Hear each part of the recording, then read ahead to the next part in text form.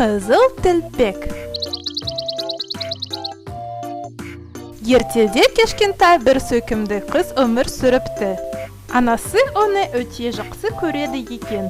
Қыз әжесінің сыйлығын басынан тастамай киіп жүретін болыпты. Содан бері көршілері кешкентай қызды қызыл тілпек деп атап кетіпті. Қызым, мына бәліш пен бір құты майды әжене апарып, хал жағдайын біліп қайтшы. Жарайды, апарып берейін. Анасының сөзін еке етпейтін қызыл тілпек әжесіне атанады. Оған әжесі тұратын ауылға жету үшін орман арқылы өту керек еді. Қызыл тілпек орманда жалғыз жүрудің қаншалықты қауіпті екенін білмеді.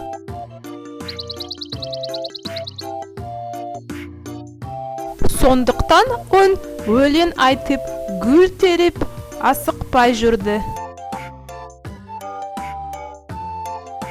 Бір кезде орманының ішімен келе жатқан қыздың алдынан бір қасқыр шыға келеді.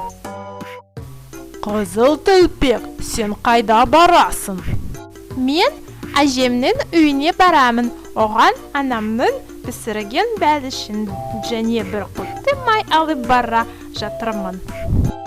Ал әжең қайда тұрады? Ол орманның ар жағындағы ауылда. Ауыл шетіндегі диірменнің жанында. Диірменнің жанындағы бірінші үйде тұрады.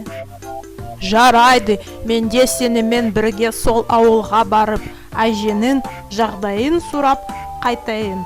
Кел, екеуміз жарысайық, әжіне қайсымыз бірінші жетер екенбіз. Сен мына жолмен бар, мен ана жолмен жүрейін. Қасқырдың ұсынысына келіскен қыз ұзақ жүретін жолға түседі. Ал қызыл тілпек өлең айтып, гүл теріп, асықпай жүрді.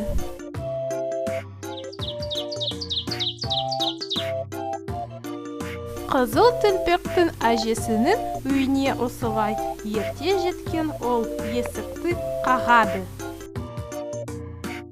Тоқ, тоқ, тоқ. Бұл кім? Әже, ол мен ғой, немере қызым, қызыл тілпек. Мен сізге қонаққа келдім. Анамның пісірген бәліші мен бір құты майын ала келдім. Әжесін есігі ашты. Қасқыр оны жеп қойғаны. Содан соң есіктің жауып, төсегіне жатады да қыздың келуін күтеді. Сәлден соң есікті қызыл тілпек қағады. Әже, сіздің қолыңыз неге үлкен? Сені қатты құшағыма басу үшін, қызым. Әже, құлағыңыз неге сонда үлкен? Сені жақсы есту үшін, қызым. Әже, көзіңіз неге үлкен? Сені жақсы көру үшін, қызым. Әже, тісіңіз неге сондай үлкен?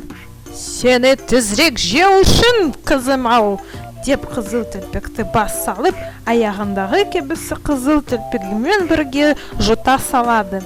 Байғұс қыз айғалап та үлгірмейді. Бірақ бақытына қарай, дәл осы сәтте үйдің қасынан бір аңшы өтіп бара жатқан еді. Аңшы қасқырдың дауысын естіп, үйдің терезесінен қарайды. Үй ішінде төсекте орнынан қозғала алмай жатқан қасқырды көреді. Оның қампиған қарнына қарап, не болғанын бірден түсіне қояды. Аңшы жыртқышты ұстап алып, қарнып жарып жібереді. Қасқырдың ішінен қызыл тілпек пен әжесінің аман шыға келеді.